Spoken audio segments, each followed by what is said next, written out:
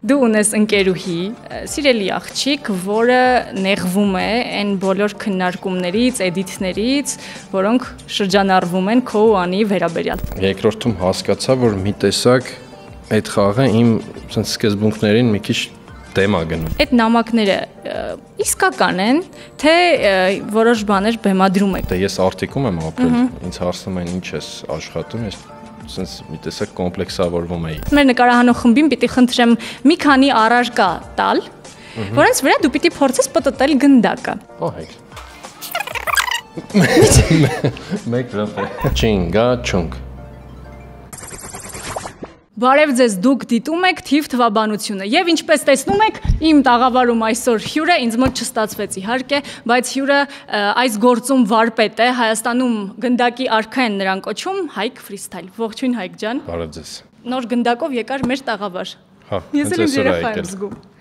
Ինչ արժի է գնդակը։ Մոտ 50,000 դրամ։ 50-55,000 եթե չեմ սխալվում առաքումով։ Փոքրիկների երազանքն է ինձ թվում է ունենալ այսպիսի գնդակ։ Հա, այս հատուկ ֆրիստայլի համար է այս գնդակը։ Ինչով է տարբերվում սովորական գնդակից։ Իրան լավ ավելի կարող ես զգաս ու լավ հնարքները հարմար անել, էլի։ Իսկ քաշով։ Քաշով գրեթե նույնն է։ Հայկ ջան, մեր հաղորդման ֆորմատն այնպեսին է, որ երեքով ենք այստեղ տաղավարում, մեզ հետ է նաև արհեստական բանականության պոշտված ռոբոտիկը, կոչվում է 963։ Եվ այսօր քեզ փորձությունների է ենթարկելու, որովհետև հարցեր է տալու, որոնք ենթադրում են թվային պատասխաններ, եւ մենք պիտի երկուսով փորձենք գուշակել, բայց մրցելու ենք այնպես որ ուշադիր եղիր եւ զգոն եղիր։ Պատրաստ ես։ Պատրաստ եմ։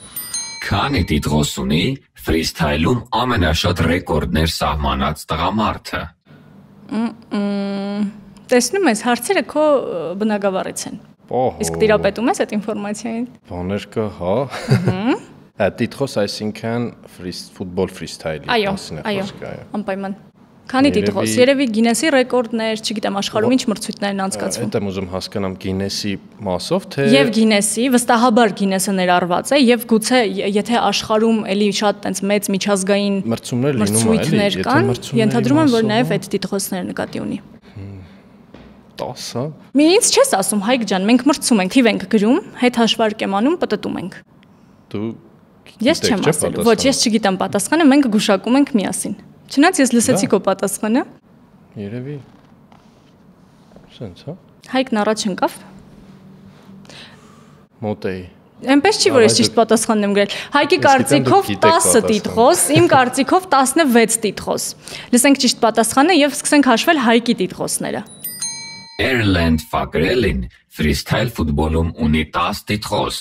ըստ Գինեսի ռեկորդների։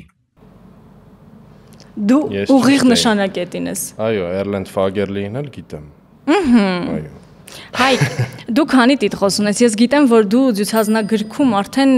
մի քանի ռեկորդ ես, այո, քառակի փաստորեն։ Վերջինը 6 թե 7 գնդակի։ Չէ, կներեք, արդեն 5-ակի ռեկորդակ իրան, որտեվ այնքան ռեկորդ ունի, չի հիշում ռեկորդների թիվը։ 7 գնդակ եմ պատտել միաժամանակ, հիմա Գինեսին հայտ ենք ուղարկել, նոր Գինեսի ռեկորդ եմ սահմանելու 7 գնդակի պտույտով։ Չէ, գնդակը պատտելու քանակը կապ չունի այստեղ։ Նու 8 գնդակն եմ պատտելու, բայց այս ռեկորդը ուրիշ է։ Ինչ է ենթադրում։ Գնդակը թե ինչքան կպտտեմ իմ մատի վրա։ Քանի վայրկյան հավանաբար։ Վայրկյանով են չափում ռեկորդը։ Որն է ռեկորդը աշխարհի, գիտես։ Հիմա այդպիսի ռեկորդ չկա, ուզում եմ sense նոր edge բացել էլի։ Գինեսի այդ գրքում, որ մենք ենք էլի։ Հայաստանում է։ Հայկ, դու սովորաբար ու քո բլոգի կոնտենտի մեծ մասը այն մասին է, որ քեզ քո հմտությունները կասկածում են, այսպես ասած։ Եվ ասում են, այսինչ առարկայի վրա այ չես կարող պտտել։ Նախ ուզում եմ հարցնել, այդ նամակները իսկական են, թե որոշ բաներ բեմադրում եք ուղակի կոնտենտ ստեղծելու համար։ Կոմենտներ լինում են, որ sense ես եմ գեներացնում, որովհետև այդ կոմենտը տեսել եմ ես, բայց այդքան կոմենտների մեջ չեմ կարող գտնել այդ պահին, էլի։ Տենց լինում է, լավ մտքեր, որ միշտ անում եմ։ Ուղղակի ինձ բլոգինգում նայողը գիտի, որ իմ ֆորմատը էդ է, բոլորին էդ է հետաքրքիր միշտ։ Այդ կոնտենտը միշտ իմ մոտ աշխատում է։ Հիմա եկել է փորձության ենթարկվելու պատճառ։ Ուրեմն ես մեր նկարահանող խմբին պիտի խնդրեմ մի քանի առարկա տալ, որոնց վրա դու պիտի փորձես պտտել գնդակը։ Այ այդտեղ կերևա դու հաղթում ես թե պարտվում ես։ Ծերի նկարահանող խումբը բերեք, դժվար բաներ բերեք, լավ, խնդրում եմ։ Բաներ կբերեք։ Կլոր մեծ մակերեսներով բաներ։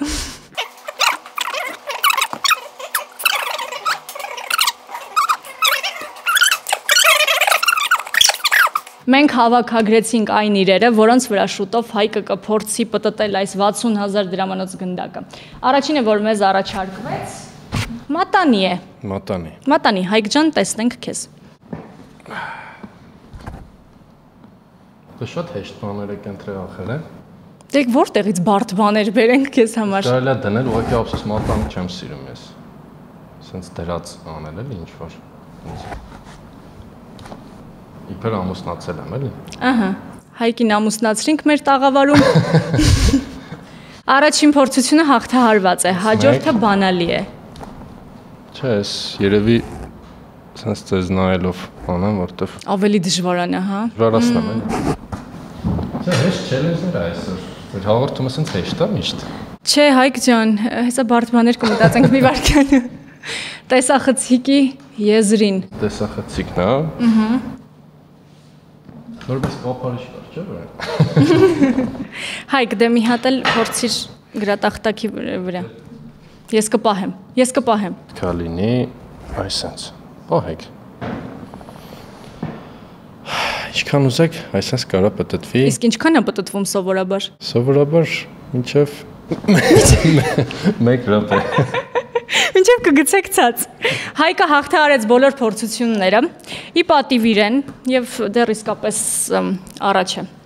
խաղում եւ հաշվում, եւ մենք շարունակում ենք եւ լսում ենք հաջորդ հարցը։ Գնացինք։ Քանի դիտում ունի ֆրիստայլ ֆուտբոլի ամենահայտնի ալիքը YouTube-ում։ Արդար չի է։ Հայկը հաղթելու է իրոք այս հարցերով։ Չէ։ Քեզ մոտ ինչքան են հասնում։ Իմ ամենաշատ դիտումը եղել է 50 միլիոն։ 50 միլիոն։ Բայց այդքան էլ տենց ֆրիստայլ չի, ինքը ֆուտբոլային է մի քիչ էլի։ 50 միլիոն դիտում ունես YouTube-ում։ YouTube-ում չէ, Instagram-ում։ Instagram-ում, սա YouTube-ն էր հարցնում։ Հա, YouTube-ը։ YouTube։ Մեկ հոլովակն է 50 միլիոն դիտում հավաքել։ Հետաքրքիր արդյունք է։ Այդտեղից եմ որ սկսել եմ բլոգինգի այդ կարիերան, սենց ասած։ Լավ։ Սենց մի ինձ թվում է այդ կոնտենտը սպառողները շատ են հաշվի առնելով այն քանակը, որ սիրում է ֆուտբոլ, չէ՞։ Շատ բարդ է այդ կոնտենտը։ Բայց սա համաշխարհային թվեր է ենթադրում այս պատասխանը։ Ես այնքան մեծ թիվ եմ գրել։ Լուրջ։ Այո։ Պատտում ենք Հայկի կարծիքով 30 միլիոն, իսկ իմ կարծիքով 1.1 միլիարդ։ Թվում է շոտ է այդ։ Այդ Coldplay-ի դիտումներին հասակարդ։ Չգիտեմ, փորձենք, տեսնենք։ Սեան Գարնիեի YouTube-յան ալիքում ընդհանուր դիտումների քանակը մոտ 2 միլիարդ է։ Ընդհանուր դիտումները։ Ալիքի դիտումները, բայց տենց էր հարցը։ Հայկ արձանագրում եմ հաշիվը, բավական է, մանիպուլացնում ես։ Հարցը ուղղակի ուշադիր պիտի լսես։ Բայց հարցը այդպես էր հնչել։ Լավ, ջենտլմենություն անեմ, զիջեմ։ Ջենտլմենություն, խնդրեմ, հարցը չի լսում, սխալ է պատասխանում, վերջում ջենտլմենություն է անում։ Ախ, այդ ջենտլմենությունը ձեր։ 1-1 հաշվով մենք շարունակում ենք խաղը եւ ուզում ենք քրքրել քո բլոգի հետ կապված որոշ հարցեր։ Հայկ եկամտաբեր է բլոգը եւ արդյոք դա քո միակ եկամուտն է,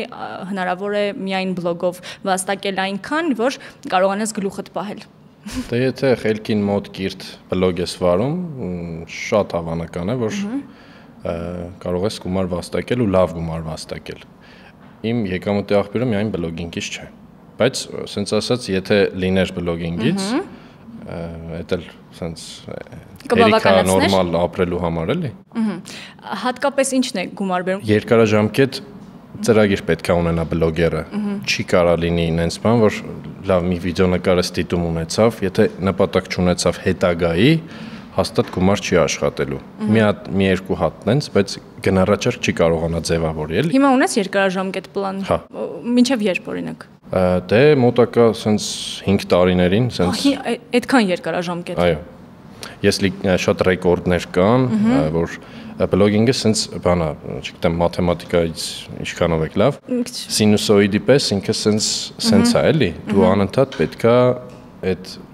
բանը հասկանաս, էլի, vibe-ը, ասենց ասած։ Հա, բռնում ես այդ։ Բայց անընդհատությունը չկորցնես։ Երբ հասկացար ես ամեն ինչը, ընթացքում, չէ։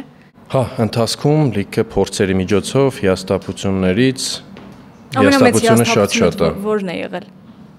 Որ դրանից հետո մտածել ես, որ էլ պետք չէ շարունակել։ Մի քանի անգամ եղել է, որ Մեկը, որ ամենուր դե ես արտիկում եմ ապրել, տենց ինձ հարցնում են ինչ ես աշխատում, ես տենց մի տեսակ կոմպլեքսավորվում էի, ասեի ես ֆրիստայլեր եմ, որտեվ ասենք ոչ ով պետք է հասկանար ֆրիստայլն ինչ է ընդհանրապես, բայց արի ու տես, որ հիմա ոլորտ է դարել, որտեղ ես կազմակերպում եմ լիքը մրցաշարեր ու լիքը երեխեք գալիս մասնակցում են ու ինձ բլոգինգի հետ ինքը ստացվում է մի հատ հիանալի կոնցեպտ։ Ներկայացնելն էր, այսինքն խնդիրը։ Հա։ Կարծրատիպ Դե մեր ժողովուրդը նոր բան է, սենց բան է, չէ, սենց այդ ինչ է, իրանք սովորեն որ լսեն իրանց բժիշկ, տնտեսագետ, հա, սենց բանկի կառավարիչ եսի ինչ։ Իրանք սովոր չեն նոր բան, ինչ որ նոր բան է ստեղծվում, քարդ որն է, սենց ասած։ Հիմա հասկացել են արդեն։ Հա։ Շարունակենք մեկ հաշվով տեսնենք։ Գնացինք։ Քանի տարի պահանջվեց Squid Game-ի սցենարիստից ռեկորդակիր սցենարը վաճառելու համար։ Վաճառել են։ Սցենարիստը, որի սկզբանե գրել է այդ սցենարը, ես այս պատմությունը հիշում եմ, իհարկե թիվը չեմ հիշում, ի սկզբանե չի կարողացել վաճառել, որովհետև աշխարհում դա չեն ընկալել։ Հետո արդեն տարիներ հետո Netflix-ը կարողացել է գնել։ Երևի մի քանի տարի պիտի պահանջված լինի, բայց քանի տարի։ Լավ։ Պատրաստ։ Մենք նույն ձև ենք մտածում, այ դա։ 20 տարի երկուսից կարծիքով եւ չգիտեմ ես միավորի հետ ինչ պիտի անենք, Հայկը երևի ջենտլմենություն կանի։ Լավ, լսում եք ճիշտ պատասխանը։ Հվանգ Դոն Հյուգը սցենարը գրել է 2009-ին, բայց միայն 10 տարի անց է կարողացել վաճառել Netflix-ին։ Երկուսս էլ նույն չափով էինք հեռու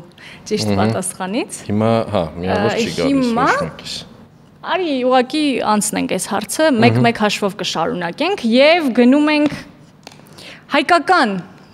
մրցույթին ենք անդրադառնում, ինչքան էլ դու չես ուզում խոսել այդ թեմայով, բայց մեզ մոտ այսպես անկեղծ զրույց է լինելու։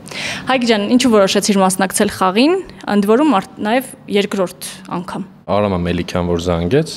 այնց մտածեցի, որ հաստատ լավ բան կլինի, ու մասնակցությունս ունեցա, ինքը դե չելենջային բան է ու իմ ֆորմատում է, ասեցի մի հատ կողքից sense ուրիշ պրոյեկտում փորձեմ էլի տեսնեմ կստացվի թե չէ։ Ինչպիսին էր մթնոլորտը։ Շատ էմոցիոնալ, կողքից նայելուց կարող է մտածեք բեմադրություններ, բաներ sense, բայց իրականում ինքը իրական է։ Խաղը իրոք բերում հասցնում է այդ էմոցիաների պիկին, որ եղան կռիվներ, նեղանալ իրարից։ Sense ոնց որ բան լինի, քեզ շատ վատ զգաս, քեզ շատ լավ զգաս, sense շատ միանգամից։ Կարուսելի մեջ ավելի դժվար է, չէ՞, լինել էմոցիոնալ կայուն։ Հիմա գալիս ենք ամենակննարկված թեմային։ Առաջինում տեղի ունեցան դեպքեր, որոնք հանրության քննարկմանը արժանացան, ընդ որում բուրըն քննարկման, խոսքը քո ու Անի մրցակցության հետո։ Անին ով է։ Լավ է կատակ։ Մոռացել է արդեն։ Մոռացել ես այդքան էդիտները, որ պատտվեցին ձեր երկուսի հանձի շրջը։ Ինչ էր ի վերջո ձեր միջև կատարվում, մինչև հիմա չհասկացանք, Հայկ։ Իրականում գիտեք։ Չէ, ընդհանրապես ինչ որ բան չի եղել, ուղղակի մեր հանրությունն էլ է սիրում մի քիչ sense թեմաները սարքել իրենց հարմար ավելի։ Այդ խաղի ընթացքում տղա աղջիկ sense հարաբեր բան եղավ, պայքար եղավ, թե նորմալ է այդ, եսի ինչ ջենտլմենություն չի, որ աղջիկան պետքա զիջել էլի, ես չեմ համարում դա եսի ինչ։ Մի խաղ է, պահի տակ դե չես հերի գցես աղջիկան։ Այդ դիտարկվեց ջենտլմենություն, շնորհակալ եմ հետևորդներին, բայց նենց չի ես իմ ինչ արեցի, էլի, սենց ասած,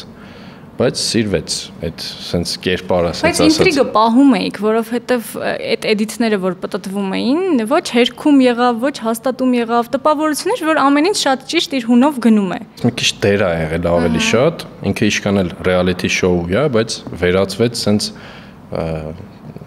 ինչ որ սցենարային բանի։ Պայմանավորված էր այդ ամեն ինչը, թե իրոք բնական խաղ։ Ընդհանրապես ինչ որ բան պայմանավորված չի եղել։ Ու էտա հետաքրքիր ամենա, որ այդ էմոցիան մենք ձևավորել ենք, էլի, առանց ոչ մի բանի, այդ իրական է եղել։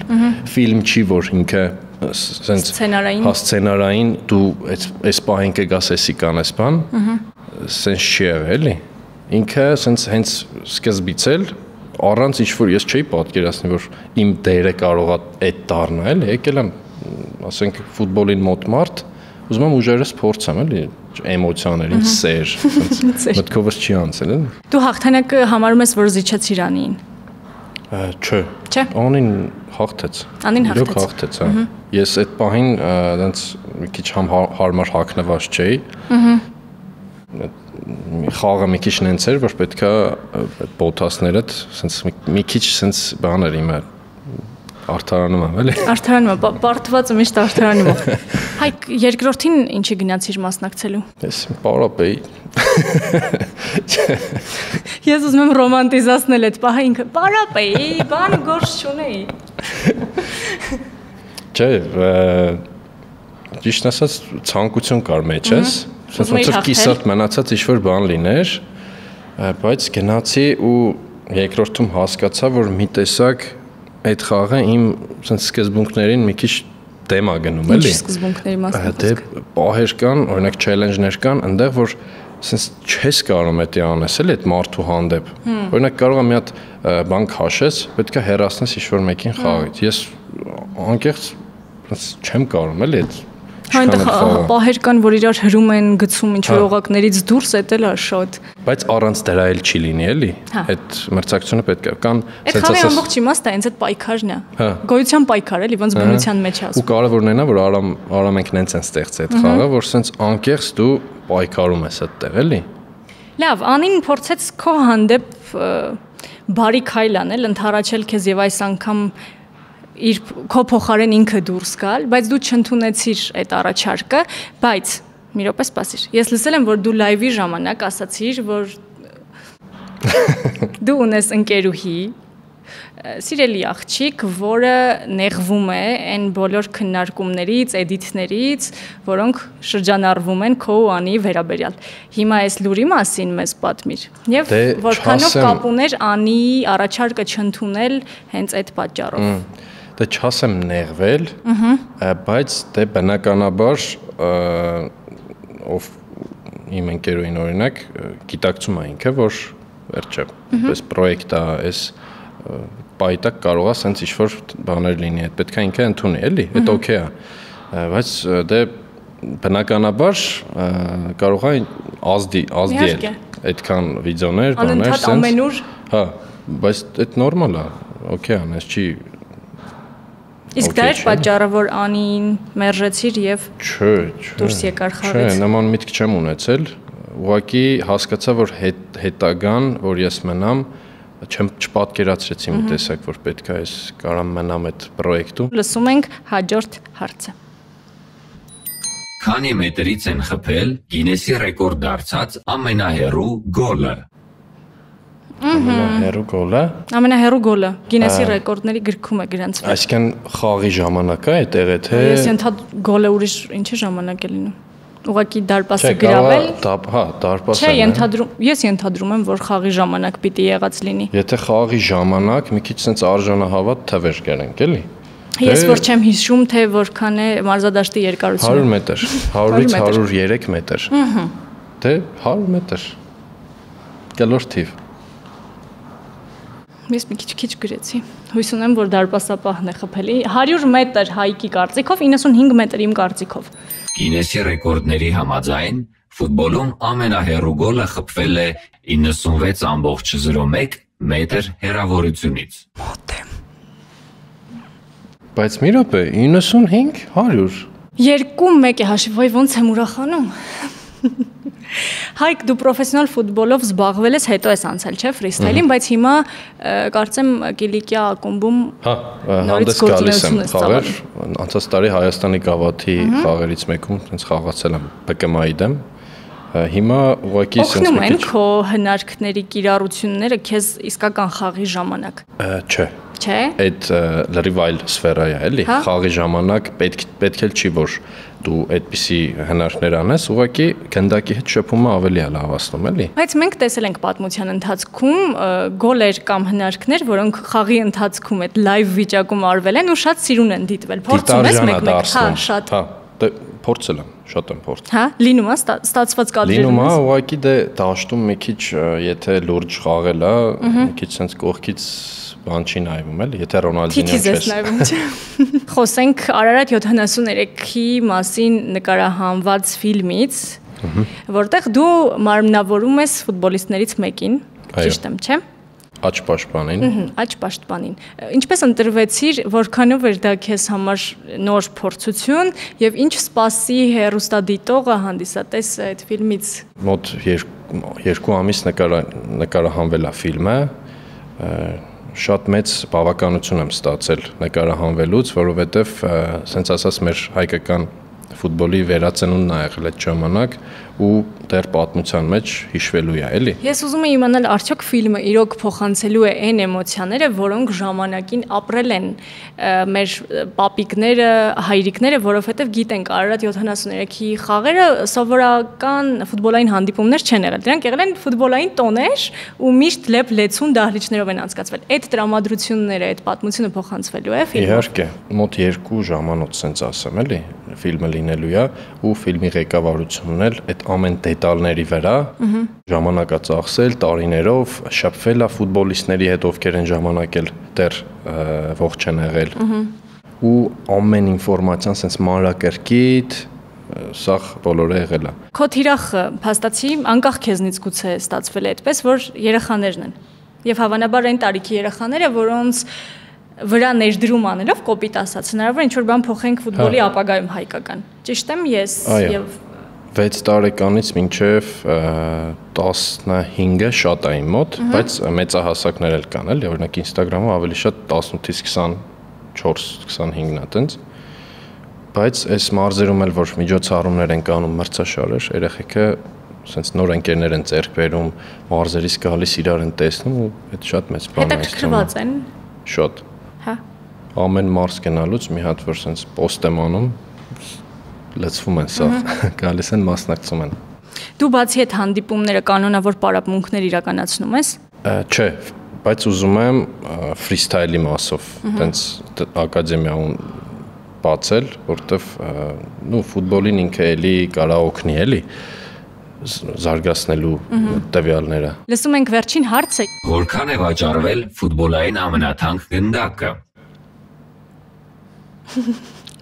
Զարմանում ես այս հարցից։ Ենթադրում եմ ինչ-որ ֆուտբոլիստի ստորագրության գնդակը։ Այո, աստղային ինչ-որ գնդակ պիտի լինի։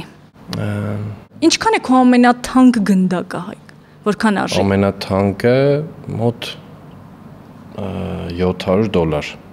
$700։ Ինչ։ Ջաբուլանի գնդակը 2010 թվականի աշխարհի խաղերի օրիգինալ հենց։ Տենց ու սենց իրան նոր չեմ արել էլի, ինքը մի քիչ սենց բանա, պոկված է։ Ամբողջ այդ պատմությունը վրան կրում է այդ գնդակը։ $700 քո գնդակը։ Հետո ինքը տարբերվում է սախ գնդակներից իր հետագծով։ Աշխարհի խաղերի ժամանակ բոլորը բողոքեցին, որ այս գնդակը մեր չարիքն է, տենց Adidas-ին բողոքներ էր գնացել, տարպասապահներից հիմնականում, որտեղ տենց խփել են, ինքը տենց վիդեոներ էլ ունեմ, էլի, որ խփում եմ, տենց գնդակը իր հետագիծը կորցնելով, տենց ուրիշ տեղ է գնում, էլի։ Իսկապես ճիշտ է, այսինքն այդ։ Ինքը ոնց որ full կլոր չի, մի քիչ կախարդական գնդակ։ Հա։ Լավ։ Այս քիչ գրեցի, բայց լավ չեմ փոխի։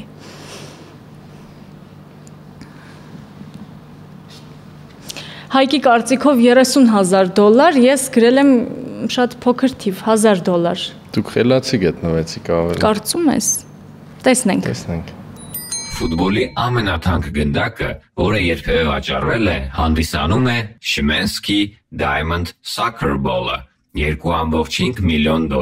արժեքով։ Ես ավելի մոտիկ եմ, չէ՞։ Լավ, այդ ադամանդներով պատված գնդակ կա եղել ուրեմն։ Հա, հաստատ։ Ախր, բայց դա հաշիվ անկեղծ չեմ լսել ես այդ գնդակի մասին, ցենց շատ չի շրջանառվել էլի։ Երևի։ Ցանկացած գնդակի վրա էլ ոսկի ու ադամանդ լցնենք, շատ թանկ կար։ Հա, ոսկի է դառնում արդեն։ Հա, այդ որպես ոսկի են վաճառում կամ ադամանդ։ Ես մտածեցի ինչ որ անվանի ֆուտբոլիստի ստորագրությամբ կամ չգիտեմ, չէ՞ լեգենդար խաղից մնացած գնդակ։ Լավ, հաշիվը հավասարվել է Հայկ։ Օ, եզրափակիչ փուլ։ Որոշենք չինգաչունգով ով է այսօրվա հաղթողը։ Չինգաչունգ։ Ամբողջ խաղը։ Ես ջենտլմենություն կանեմ։ Չէ, Հայկը հաղթում է, մենք արձանագրում ենք։ Այստեղ ջենտլմենություն չկա։ Չինգաչունգով ով է ջենտլմեն որոշում, հա։ Ահա։ Պինդեք պահում։ Եթերում թիվ թվաբանությունն էր, ուրախ եւ բովանդակային զրույց էր։ Կարծում եմ կհանդիպենք։ Թիվ թվաբանություն, ճիշտը կռահելու հմտություն։